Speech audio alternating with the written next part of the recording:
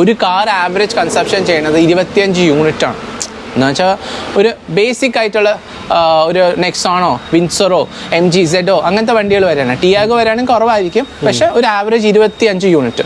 അപ്പം ഒരു യൂണിറ്റ് കറണ്ടിൻ്റെ പുറത്ത് 10 രൂപ ലാഭമാണെങ്കിൽ 25 യൂണിറ്റ് വിൽക്കുമ്പം നമുക്കൊരു 250 രൂപ അടുപ്പിച്ച് കിട്ടും. ലെറ്റ്സ് 200-250. അപ്പോൾ ഒരു ദിവസം 10 കാറെന്ന് പറയുമ്പോഴത്തേക്ക് ഏകദേശം 2500 രൂപ ഒരു സ്റ്റേഷൻ ഓണറിന് കിട്ടുന്നുണ്ട്. My name is Ram Prakash. I'm heading the EV charger business in Panasonic. So on the product related, what are the challenges என்ன மார்க்கெட்டில் ஃபேஸ் பண்ணுவாங்கன்னா வந்துட்டு சர்வீஸ். அந்த சர்வீஸ் ரிலேட்டடாக பார்த்தீங்கன்னா Panasonic is there globally. Like we are supporting with our service support team and as well as like to reach out to the common people. Aditya bro നമസ്കാരം. നമസ്തേ. സുഖമാണോ? സുഖം. ഇപ്പോൾ നമ്മളൊരു കാർ ചാർജിങ് സ്റ്റേഷൻ തുടങ്ങണമെങ്കിൽ ഞാൻ മനസ്സിലാക്കിയെടുത്തോളം ഭയങ്കര ഇൻവെസ്റ്റ്മെൻറ്റ് വേണം. അപ്പം കുറച്ച്, അതായത് ഒരു സാധാരണക്കാരന് ഒരു ചാർജിങ് സ്റ്റേഷൻ, ഫാസ്റ്റ് ചാർജിങ് ഇതേപോലെ കാറിൻ്റെ സ്റ്റേഷൻസ് തുടങ്ങണമെങ്കിൽ ഒരു ചെറിയൊരു ഇൻവെസ്റ്റ്മെൻറ്റിൽ തുടങ്ങണമെങ്കിൽ എന്ത് ചെയ്യുന്ന ആലോചിച്ചിട്ട് പലരും നിൽക്കുമ്പോഴാണ് ഞാൻ നിങ്ങളുടെ ഈ ഒരു ഫാസ്റ്റ് ചാർജിങ് സ്റ്റേഷനെ കുറിച്ചിട്ട് ഞാൻ കേട്ടത്. അപ്പോൾ അതിനെക്കുറിച്ചിട്ടൊന്ന് ഡീറ്റെയിൽ ആയിട്ട് ഒന്ന് ജനങ്ങൾക്ക് പറഞ്ഞു കൊടുക്കുകയാണെങ്കിൽ അവർക്ക് വേണമെങ്കിൽ സാധിക്കുമെങ്കിൽ അവർക്ക് ഈ ബിസിനസ് തുടങ്ങാമല്ലോ. ശ്യാംജി, ഞാൻ പറഞ്ഞുതരാം. ഞാൻ ഒരു സാധാരണക്കാരനാണ്. സത്യം പറഞ്ഞാൽ I come from a middle class family where I always wanted to, എനിക്ക് എന്നും ഒരു ബിസിനസ് ചെയ്യണമെന്ന് ആഗ്രഹം ഉണ്ടായിരുന്നു. ആ കഷ്ടപ്പാട് മനസ്സിലാക്കിയാണ് ഞാൻ ബിസിനസ്സിലോട്ട് വന്നതും ചെയ്യണതും. അപ്പം എൻ്റെ ഒരു അനുഭവം, എക്സ്പീരിയൻസ് ഞാൻ കുറേ പേര് കണ്ടു നാട്ടിൽ. നമുക്കിവിടെ മാത്രമല്ല, കേരള പല സ്റ്റേറ്റിലും ഹബ് ഉണ്ടാക്കി കൊടുക്കുന്നുണ്ട്, സ്റ്റേഷൻസ് ഉണ്ടാക്കി കൊടുക്കുന്നുണ്ട്. അങ്ങനെ നമ്മൾ കുറേ പേര് പരിചയപ്പെട്ടപ്പം എല്ലാവർക്കും ചെയ്യാൻ ഭയങ്കര ആഗ്രഹപ്പെട്ട ബിസിനസ് ഇതാണ്.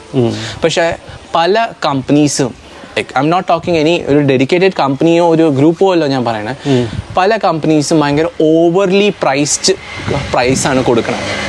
പിന്നെ ഏറ്റവും ഇമ്പോർട്ടൻറ്റ് കാര്യം നമ്മൾ മനസ്സിലാക്കേണ്ടതെന്ന് വെച്ചാൽ, പ്രൊഡക്റ്റ് പലവരും ചൈനയിൽ നിന്ന് പോയി അസംബിൾ ചെയ്ത് മെയ്ഡ് ഇൻ ഇന്ത്യ എന്ന് പറഞ്ഞ് അങ്ങ് കൊടുക്കുക.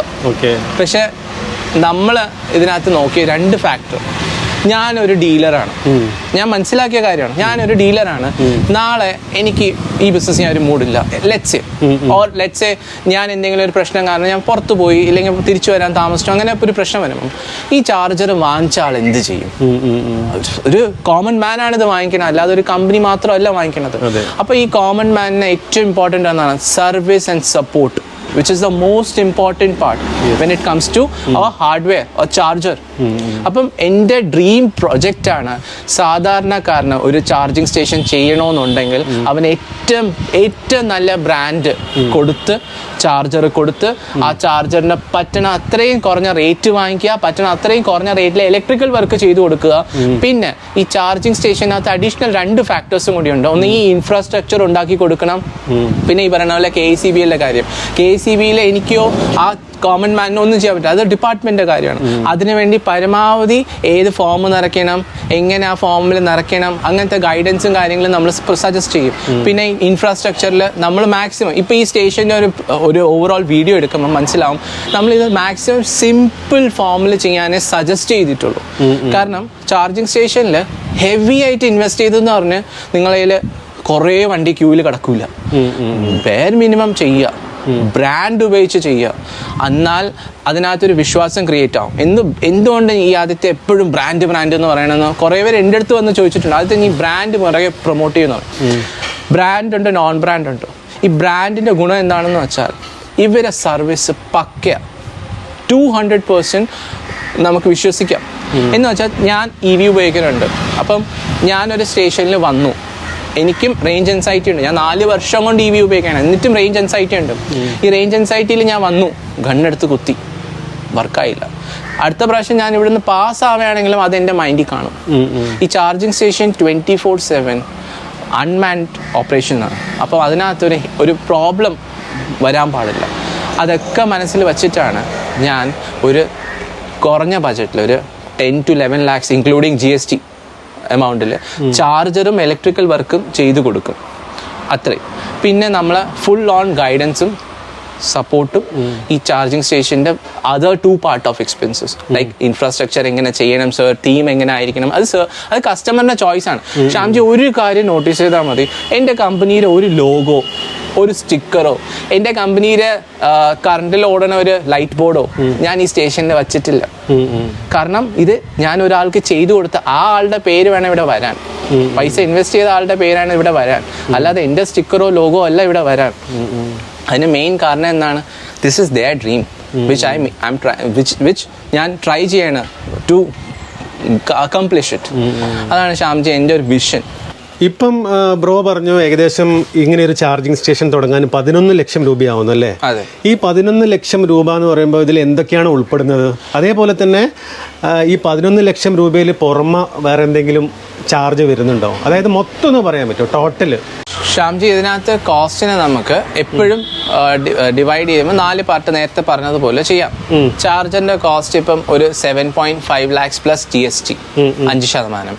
ഇലക്ട്രിക്കൽ വർക്കിന് ഒരു 2,50,000 പ്ലസ് 18% GST. ഇത് ഒരു ഫിക്സ്ഡ് എമൗണ്ട് ആയി കൺസിഡർ ചെയ്യാം. ഇനി വരുന്ന 2 എക്സ്പെൻസസ്, ഇപ്പം സിവിൽ വർക്കിന്റെയും അതിന്റെ കാര്യങ്ങളും പറയാം. ഇപ്പൊ ഇവിടെ ക്യാമറയുണ്ട്, റൂഫ് ഉണ്ട്, ഫ്ലോർ ഉണ്ട്, ഈ വാൾ ഉണ്ട്, ഇതൊക്കെ സിവിൽ വർക്കിൽ വരും. അപ്പൊ ഈ സിവിൽ വർക്കിന്റെ കോസ്റ്റ് നമ്മളെ ലോക്കൽ ഏരിയയിലെ വെണ്ടറിന്റെ കോസ്റ്റിംഗ് പോലെ ഇരിക്കും. So let's say that will vary around 1 lakh to 1.5 lakhs rupees.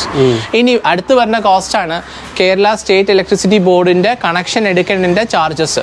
ആ ട്രാൻസ്ഫോമർ ഇൻസ്റ്റാൾ ചെയ്തിട്ടുണ്ട്, KECBന്ന് ലോഡ് എടുക്കാനുള്ള ഫീസ് അടച്ചിട്ടുണ്ട്, അങ്ങനത്തെ പല ഫാക്ടേഴ്സും ഉണ്ട്, ആ കോസ്റ്റ് ഉണ്ട്. അപ്പൊ അത് ചിലപ്പം ചില സൈറ്റുകളിൽ ട്രാൻസ്ഫോമർ വേണ്ട, ചില സൈറ്റിൽ ട്രാൻസ്ഫോമർ തൊട്ടടുത്തിരിക്കുന്ന ട്രാൻസ്ഫോമറിലെ ലോഡ് ഉണ്ടെങ്കിൽ ആ ലോഡ് നമുക്ക് സാങ്ഷൻ ചെയ്ത് മേടിക്കാം. അതിനുള്ള കണക്ഷൻ ഫീസും ആ കേബിൾ അവിടെ നിന്ന് ഇവിടെ കൊണ്ടുവരേണ്ട ലേബറും മെറ്റീരിയൽ കോസ്റ്റും നമ്മൾ കൊടുക്കണം. സോ ദാറ്റ് മീൻസ് നിയർലി ഒരു കോസ്റ്റ് 1.5 lakhs rupees തൊട്ട് ചില സിറ്റുവേഷൻസിൽ അത് 6.5, 8 lakhs, 7.5 ആ റേഞ്ചിലൊക്കെ വരും. ഇത് സർക്കാരിന് നമ്മൾ കണക്ഷൻ എടുക്കാൻ കൊടുക്കുന്ന റേറ്റ് ആണ്, ആസ് പെർ ദെയർ റേറ്റ്സ് മാത്രം. അപ്പോൾ ഈ കോസ്റ്റ് ശരിക്കും ഫ്ലക്ച്വേറ്റിംഗ് ആണ്. ആ കോസ്റ്റ് എനിക്കോ ഷ്യാംജിക്കോ ഇല്ലെങ്കിൽ ആ സ്റ്റേഷൻ വയ്ക്കാൻ ആഗ്രഹപ്പെടുന്ന ആളിനോ ഡിസൈഡ് ചെയ്യാൻ പറ്റൂല. That is A government rates. അത് ആ സമയത്തെ നമുക്ക് അറിയാനും പറ്റുള്ളൂ. നമ്മളെ മേജർ കോസ്റ്റ് എന്താണ്? ചാർജറും ഇലക്ട്രിക്കൽ വർക്കിനെയും കോസ്റ്റ് കുറഞ്ഞാൽ ആ കോസ്റ്റ് മാത്രം നമുക്കൊന്ന് ബെയർ ചെയ്താൽ മതി. എന്ന് വെച്ചാൽ ഇപ്പം ഒരാളിന് എസ്റ്റിമേറ്റ് കിട്ടി ഇലക്ട്രിക്കൽ KECBയിൽ കണക്ഷൻ എടുക്കാൻ 5 ലക്ഷം രൂപ ലെറ്റ്സ് സേ. ആ 5 ലക്ഷത്തിന് മേളിൽ ഒരു 1.5 lakhs rupees സിവിൽ വർക്ക്, 6.5 ലക്ഷം രൂപ. പിന്നെ വരുന്നത് ഈ മെഷീനിൻ്റെ ഒരു 11, ഏകദേശം ഒരു 17.5 ലക്ഷം രൂപ ആയപ്പോഴത്തേക്ക് പ്രോജക്റ്റ് കംപ്ലീറ്റ് ആയി. മറിച്ച് ഇപ്പോൾ ഈ മെഷീനിന് ഞാനൊരു 10-15 ലക്ഷം രൂപ പറയുകയാണ്, ഇലക്ട്രിക്കൽ വർക്ക് ചെയ്യാൻ ഒരു 3-4 ലക്ഷം രൂപ പറയുകയാണെങ്കിൽ ചാർജിങ് സ്റ്റേഷൻ്റെ കോസ്റ്റ് തന്നെ 20 ലക്ഷത്തിൻ്റെ മേളിൽ പോകും, 20-25 ലക്ഷം വരെ പോകും. അത്രയും ഒരു ഇൻവെസ്റ്റ്മെൻറ്റ് ഈ ഒരു പ്രോജക്റ്റിന് വേണ്ട. ഇപ്പം അതിനൊരു 20 ലക്ഷത്തിന് താഴെ നിർത്തണമെന്നാണ് നമ്മളൊരു പ്ലാൻ ഓഫ് ആക്ഷൻ. മാക്സിമം അതിൽ ഏറ്റവും കൂടുതൽ നമുക്ക് കൺട്രോൾ ചെയ്യാൻ പറ്റാത്ത ഒരു കോസ്റ്റാണ് കണക്ഷൻ എടുക്കാൻ നേരത്ത് നമ്മൾ അടയ്ക്കുന്ന ഫീസ്. ഇപ്പം നമ്മൾ ഈ ബ്രാൻഡ് എന്ന് പറയുമ്പോഴത്തേക്ക് ഇത് ആങ്കർ ബൈ പാനസോണിക്കിൻ്റെ പ്രൊഡക്റ്റാണ്. ഈ പ്രൊഡക്റ്റിൻ്റെ സപ്പോർട്ട് അത്രമാത്രം ഉണ്ട് ഓൺ ഗ്രൗണ്ട്, ഓൺ റിയാലിറ്റി. അത് ഈ സ്റ്റേഷൻ ഓണറിനെ വിളിച്ച് ഒരാൾക്ക് മനസ്സിലാക്കേണ്ട കാര്യമാണ്. ഷ്യാംജി, ഇതിനു വേണ്ടി നമുക്കിന്ന് പറഞ്ഞു തരാനും നമ്മളെ കൂടെ പാനസോണിക്കിന്റെ ടീം മെമ്പറും പാനസോണിക്കിന്റെ മൊബിലിറ്റി ഹെഡും ഇവിടെയുണ്ട്. Hello. Hi Ram sir. Aditya. For our viewers, can you please give your introduction? Yeah, hi everyone. My name is Ram Prakash. I'm heading the EV charger business in Panasonic. So for comfortable language, நான் தமிழ்ல பேசுறேன் எல்லாருக்கும், so that everybody can understand. So that basically I understand here, I can speak in Malayalam. So basically I'll make it like simple to the people also. So basically like Aditya and kuda vandu like first time he reached out saying that he wants to start up this business for mainly for the common people. So that was the intention. Like I liked him to see that how I can support him in the Kerala market. So na appadi start panni, then we started to grow together. Like na enna pannana vandu we have worked together, see how this Kerala market can also like grow up together on this common people can start investing on the EV charger business. So Panasonic porthavarkum like we have the brand name. Second one we have, it is not only the brand actually, like anybody can do a charging station by involving like any brands actually. So Panasonic is having a long life and almost like 100 years of legacy in the market. So with that we see that we give the best quality and reliability product to the customers. Other than that, we have the service team also available in Kerala. Not only in Kerala, pan India service we are having it. So tomorrow if any issue with anything with respect to the hardware, our team will be available in the market. So that is one of the criteria we need to see, because it is not selling of the product. So after service also is required. So because tomorrow this is a new market to everyone. So tomorrow one common man வந்து நாளைக்கு ஒரு charging station வந்து start பண்ணுறாருனா வந்துட்டு அவரோட dream என்னன்னா வந்துட்டு to keep it alive so of the product. So அந்த product related what are the challenges என்ன மார்க்கெட்டில் ஃபேஸ் பண்ணுவாங்கன்னா வந்துட்டு சர்வீஸ். அந்த சர்வீஸ் ரிலேட்டடாக பார்த்தீங்கன்னா Panasonic is there globally. Like we are supporting with our service support team and as well as like to reach out to the common people. So this is the main agenda of Panasonic, supporting to the people. അതാണ് main കാരണം ഞാൻ പാനസോണിക്കിനെ approach ചെയ്യാനും ഈ initially പറഞ്ഞതുപോലെ ഞാൻ ഈ വിഷയം കൊണ്ട് രാംസറിൻ്റെ അടുത്ത് ചെന്നപ്പം ഞാൻ രാംസറിൻ്റെ അടുത്ത് പറഞ്ഞു, സർ സാധാരണക്കാരന് ഒരു പ്രൊജക്റ്റ് ചെയ്യണമെങ്കിൽ ബ്രാൻഡ് പറ്റുമോ എന്ന് ചോദിച്ചു. അപ്പം പാനസോണിക്കും അതൊരു വലിയ ബ്രാൻഡാണ്. നമ്മളൊക്കെ വിചാരിക്കുന്ന പോലെ നമ്മളെ കാറിൻ്റെ റിമോട്ടിൻ്റെ സെല്ല് തൊട്ട് കിച്ചണിലിരിക്കുന്ന മൈക്രോവേവിനാണെങ്കിലും AC ആണെങ്കിലും എല്ലാം പാനസോണിക് ആണ് കോമൺലി കേരളത്തിലെ എല്ലാ ഹൗസ് ഹോൾഡിലും കാണുന്നത്. അപ്പം പാനസോണിക് നമ്മളെ ഈ മൊബിലിറ്റിയിലും സപ്പോർട്ട് ചെയ്യുമെന്ന് പറഞ്ഞപ്പോഴത്തേക്ക് ഒരു വലിയ കാര്യമായി നമുക്ക്. കാരണം ആൾക്കാർക്ക് നമുക്ക് നല്ല രീതിയിൽ ഈ പറയുന്ന പോലെ ഒരു ചാർജിങ് സ്റ്റേഷൻ ചെയ്തു കൊടുക്കാം. അതിൻ്റെ റിയൽ എക്സാമ്പിളാണ് ഈ സ്റ്റേഷൻ നമ്മളിവിടെ നിൽക്കുന്നത്, അല്ലേ സർ? ഐ മീൻ ഇന്ന് നമ്മളിവിടെ നിൽക്കുന്നത് ശരിക്കും ഒരു പ്രൊജക്റ്റ് ഇവർക്ക് ഈ സ്റ്റേഷൻ ഓണറിന് വലിയ കോട്ടുകളാണ് കിട്ടിയത്. അപ്പം ഞാൻ ഈ പാനസോണിക്കിൻ്റെ പ്രൊഡക്റ്റ് റാം സാറിനെ കോട്ട് എടുത്തിട്ട് കൊടുത്തപ്പം പുള്ളിക്ക് ഒരു ഡൗട്ട് ഉണ്ടായിരുന്നു, അത് ഇത്രയും കുറഞ്ഞ റേഞ്ചിൽ ഇത് ചെയ്യാൻ പറ്റുമോ? So that is the support I'm getting from Panasonic right now when it comes to 60, 120 and upper power grade. I mean കൂടുതൽ പവറുള്ള ചാർജേഴ്സ് ആണെങ്കിലും ഇപ്പോൾ ഈ നിലവിലുള്ള സ്റ്റേഷൻ 60 കിലോവാട്ടിൻ്റെ ഡബിൾ ഗണ്ണിൻ്റെ ആങ്കർ ബൈ പാനസോണിക്. അപ്പം പലവരും ചോദിക്കും ആങ്കർ പാനസോണിക്കിനാണോ? അതെ, anchor is acquired by Panasonic. ഇതിനകത്ത് നമ്മൾ ഇലക്ട്രിക്കൽ വർക്കും ചെയ്തിട്ടുണ്ട് as per anchor standards, as per Panasonic standards. Shyamji, ഞാൻ ഒരു കാര്യം പറയാൻ വന്നത്, നമ്മൾ തമ്മിൽ ഈ ഒരു വീഡിയോ ഇങ്ങനെ ചെയ്യണമെന്നൊരു ഐഡിയ വന്നപ്പം ഞാൻ പാതിരാത്രി ഒരു 10 മണി അടുപ്പിച്ച് റാംസറിനെ ഫോൺ ചെയ്തു. റാംസർ ഇങ്ങനെ തൃശ്ശൂരിൽ നമ്മളിങ്ങനെ ഒരു സ്റ്റേഷൻ ചെയ്തിട്ടുണ്ടല്ലോ, ആ സ്റ്റേഷനെ പറ്റി ഒരു ചെറിയ വീഡിയോ ഉണ്ടാക്കാൻ പോവുകയാണ്. റാംസറിന് അവിടെ നമ്മളൊന്ന് വന്ന് സംസാരിക്കാൻ പറ്റുമോ? പാനസോണിക്കിനെ പറ്റി, എന്നെ പറ്റിയല്ല, പാനസോണിക്കിനെ പറ്റിയൊക്കെ സംസാരിക്കാൻ പറ്റുമോ? റാംസർ വാസ് ലൈക്ക്, ആദിത്യ ഞാൻ എൻ്റെ ബോസിൻ്റെ അടുത്ത് ചോദിച്ചിട്ട് പറ്റുമെങ്കിൽ വരും. And he came. The support is this. The dealer is strong for the clients because the support the dealer is getting from the brand, from the company. ആ സപ്പോർട്ട് ഉണ്ടെങ്കിൽ എനിക്ക് സാധാരണക്കാരന് നല്ല രീതിയിൽ സർവീസും കൊടുക്കാൻ പറ്റും, ഒരു നല്ല പ്രൊഡക്റ്റും കൊടുക്കാൻ പറ്റും. ഇതുപോലത്തെ സപ്പോർട്ടും ഇതുപോലത്തെ ഒരു കമ്പനിയിൽ, ഇത്രയും വലിയ ബ്രാൻഡഡ് കമ്പനിയിൽ ഇത്രയും സീനിയർ പോസ്റ്റിലിരിക്കുന്ന ഒരാൾ ഒരു 2 മിനിറ്റേക്ക് സംസാരിക്കാൻ ഞാൻ വരും. All the way from Chennai പുള്ളി വന്നു. Thank you so much Ram sir. Thank you. Thank you Shyam for being supportive to us and doing this video. Like so நான் என்ன சொல்கிறேன்னா, like so this is one of the example which we can showcase to our common people and let them, this video should reach to the common people and they have to understand how with this less investment cost we can start up a business. Correct. So with you, let us see like how it is going to the common people and they should also increase their business strategies in Kerala. Sure. Thank you so much, Thank you. Ram sir, for coming all the way from there. Yeah. Thank you. ഇതിലിപ്പം invest ചെയ്ത് കഴിഞ്ഞിട്ട്, ഇത്രയും വലിയൊരു amount invest ചെയ്ത് കഴിഞ്ഞിട്ട് ഇതിൻ്റെ അകത്ത് നമുക്ക് പ്രോഫിറ്റ് കിട്ടുന്നതൊക്കെ എങ്ങനെയാണ് മനസ്സിലാവുന്നത്? അല്ലെങ്കിൽ ഇത് ശരിക്കും പറയുകയാണെങ്കിൽ ഇത് പ്രോഫിറ്റബിൾ ആണോ? ഇതിൻ്റെ ഒരു ശ്യാംജി, ഇതിൻ്റെ ഒരു ഫാക്റ്റ് എന്ന് വെച്ചാൽ, ഇപ്പം ഇതെങ്ങനെ നമ്മൾ കൊടുക്കണമെന്ന് വെച്ചാൽ പെർ യൂണിറ്റ് റേറ്റ് ആണ്. 1 കിലോ വാട്ടിൻ്റെ റേറ്റ് അനുസരിച്ചാണ് കൊടുക്കണം. ഇപ്പം KCBക്ക് നമ്മൾ ഒരു യൂണിറ്റ് കറണ്ടിന് ഇത്രയും രൂപ കൊടുക്കണം. ഇപ്പം പുതിയ റെഗുലേഷൻസ് പ്രകാരം ആ ലോഡിൻ്റെ അനുസരിച്ച് ഒരു ഫിക്സ്ഡ് ഡിമാൻഡ് ചാർജ് ഇല്ല. പകരം എത്ര നമ്മൾ യൂണിറ്റ് കൺസ്യൂം ചെയ്യോ അതിനനുസരിച്ച് നമ്മൾ പൈസ കൊടുത്താൽ മതി. അപ്പം ഒരു യൂണിറ്റിന് ലെറ്റ്സ് രാവിലെ, ഇപ്പം ഇവർക്ക് 2 ടൈം സ്ലാബ് ഉണ്ട് KCBക്ക്. മോർണിംഗിൽ ഒരു 5 to 6 റുപ്പീസും ഈവനിങ്ങിൽ ഒരു 9 to 10 റുപ്പീസും. അപ്പം ലെറ്റ്സ് സേ ആൻ എക്സാമ്പിൾ, സർക്കാരിൻ്റെ റേറ്റ് 6 റുപ്പീസ് ആണെങ്കിൽ നമ്മൾ കസ്റ്റമറിൻ്റെ നിന്ന് 10 റുപ്പീസ് ആയിരിക്കും ആഡ് ചെയ്യണം. അതായത് total per unit cost 16 rupees. അപ്പം ഇവിടെ ഒരു ദിവസം നമുക്കൊരു 10 കാർസ് റിസീവ് ചെയ്യുന്നുണ്ട്, അപ്രോക്സിമേറ്റ് 10 കാർസ്.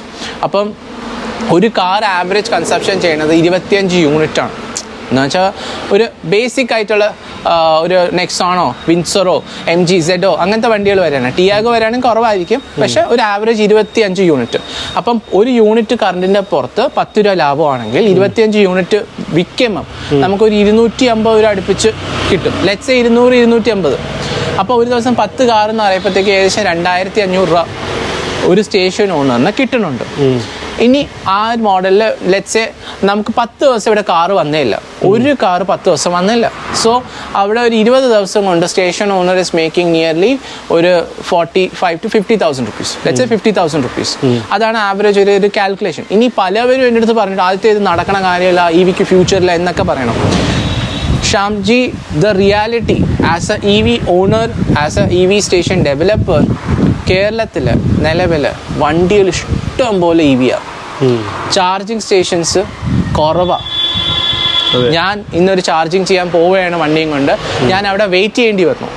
കാരണം സ്റ്റേഷൻസ് ചില ഉണ്ട്. 408 as per June 2025 data 408 4-വീലർ DC charging stations ഉണ്ട്, പ്രൈവറ്റും സർക്കാരും. പക്ഷേ ഇതിനകത്ത് ഡെഡിക്കേറ്റഡ് ആയിട്ടല്ല, ചിലപ്പോൾ ചില സ്റ്റേഷൻസ് ഓഫാണ് അതിനകത്ത്. അപ്പം ഇൻ റിയാലിറ്റി മെയ് 2025 ഡേറ്റ പ്രകാരം 2019 തൊട്ട് 2025 മെയ് വരെ 30 വരെ ഏകദേശം 33,152 ഇലക്ട്രിക് 4-വീലേഴ്സ്. ഇത് ഞാൻ പറയുന്ന ഡേറ്റ അല്ല, പരിവാഹൻ സൈറ്റിൽ ഞാൻ കണ്ടുപിടിച്ച ഡേറ്റയാണ്, നോക്കി എടുത്ത ഡേറ്റയാണ് ഉണ്ട്. അപ്പം ആലോചിച്ച് നോക്കണം, കേരളത്തിൽ 33,000 ഇലക്ട്രിക് കാറുകൾക്ക് ഉള്ളത് എത്രയാണ്? 300-400 സ്റ്റേഷൻ. അപ്പം ചുരുക്കം പറഞ്ഞാൽ ഇപ്പം 10 വണ്ടി വരണത് നാളെ 20 വണ്ടിയാവും, നാളെ 30 വണ്ടിയാവും. അപ്പം എൻ്റെ അടുത്ത് സെക്കൻഡ് ഒരാൾ ഇങ്ങനെ ഒരു ആഡ് കണ്ട് വിളിച്ചപ്പം ചോദിച്ചു, എൻ്റെ അപ്പുറത്തൊരു സ്റ്റേഷൻ തുടങ്ങിയാൽ എന്ത് പറ്റും? ഇതിന് ചാർജ് ചെയ്യാൻ 1 മണിക്കൂർ വേണം, ഒരു വണ്ടി ചാർജ് ചെയ്യാൻ അരമണിക്കൂർ തൊട്ട് 1 മണിക്കൂർ വേണം. അപ്പോൾ ഇവിടെ 2 വണ്ടി ഓക്യുപ്പൈ ചെയ്യണം, അപ്പുറത്ത് പോവും, അപ്പുറത്ത് ഓക്യുപ്പൈ ചെയ്യുമ്പോൾ ഇപ്പുറത്ത് വരും. ഇതിനകത്ത് ശരിക്കും പറഞ്ഞാൽ നിങ്ങൾ തമ്മിൽ തന്നെ അങ്ങോട്ടും ഇങ്ങോട്ടും ബെനിഫിഷ്യലായി മാറും. ഷ്യാംജി, എനിക്ക് ഒരു കാര്യം കൂടി കാണിക്കാനുണ്ട്. ഈ സ്റ്റേഷന്റെ തൊട്ടടുത്ത് ഒരു റെസ്റ്റോറൻറ്റ് ഉണ്ട്. അപ്പോൾ ആ റെസ്റ്റോറൻറ്റിൽ ഒരാൾക്ക് പോയി ഫുഡ് കഴിക്കുന്ന സമയം മതി ഇവിടെ ചാർജ് ചെയ്യാൻ. അതേപോലെ ഇതിൽ ഏതൊക്കെ ആപ്സ് ആണ് യൂസ് ചെയ്യുന്നത്? ഷ്യാംജി, ഇതിനകത്ത് ഇന്റർഓപ്പറബിലിറ്റി എന്ന് പറഞ്ഞൊരു സംവിധാനമുണ്ട്. എന്ന് വെച്ചാൽ ഒരു QR കോഡിൽ തന്നെ മൾട്ടിപ്പിൾ മൊബൈൽ കമ്പനികളുടെ മൊബൈൽ ആപ്ലിക്കേഷൻസോ, അത് ഇപ്പം ഡെഡിക്കേറ്റഡ് ഒരു CPO ചാർജ് പോയിന്റ് ഓപ്പറേറ്ററിന്റെ ആപ്പ് ആവാം, ഒരു കമ്പനിയുടെ ആപ്പ് ആവാം, ഒരു കാർ മാനുഫാക്ചറിന്റെ ആപ്പ് ആവാം. അവർ നമ്മളായിട്ട് ഇപ്പോൾ ടൈപ്പ് ഉണ്ടെങ്കിൽ അവർ ആപ്പ് ഇവിടെ വന്ന് സ്കാൻ ചെയ്ത് അവർക്ക് യൂസ് ചെയ്യാം. അതുമാത്രമല്ല, സ്റ്റേഷൻ ഓണറിനുള്ള ബെനിഫിറ്റ് എന്ന് വെച്ചാൽ ഈ സ്റ്റേഷൻ ആ ആപ്പുകളിൽ അവർ സ്റ്റേഷനായിട്ട് ലിസ്റ്റഡ് ആയിരിക്കും. എന്ന് വെച്ചാൽ ഇപ്പോൾ ഒരു X കമ്പനിയുടെ ആപ്പിനകത്ത് ഈ സ്റ്റേഷൻ X കമ്പനിയിലായിട്ട് ലിസ്റ്റഡ് ആയിരിക്കും, Y കമ്പനി എന്ന് പറഞ്ഞ ഒരു ആപ്പിൻ്റെ കമ്പനിയിൽ ഈ സ്റ്റേഷൻ Yയിലായിരിക്കും. അപ്പോൾ അവരൊക്കെ ആപ്പ് ഡൗൺലോഡ് ചെയ്തിരിക്കുന്ന യൂസേഴ്സിന് ഇവിടെ ഒരു സ്റ്റേഷൻ ഉണ്ടെന്ന് അറിയാൻ പറ്റും. അപ്പോൾ ഒരേ സമയത്ത് thousands of users can see this station when they are passing through this location.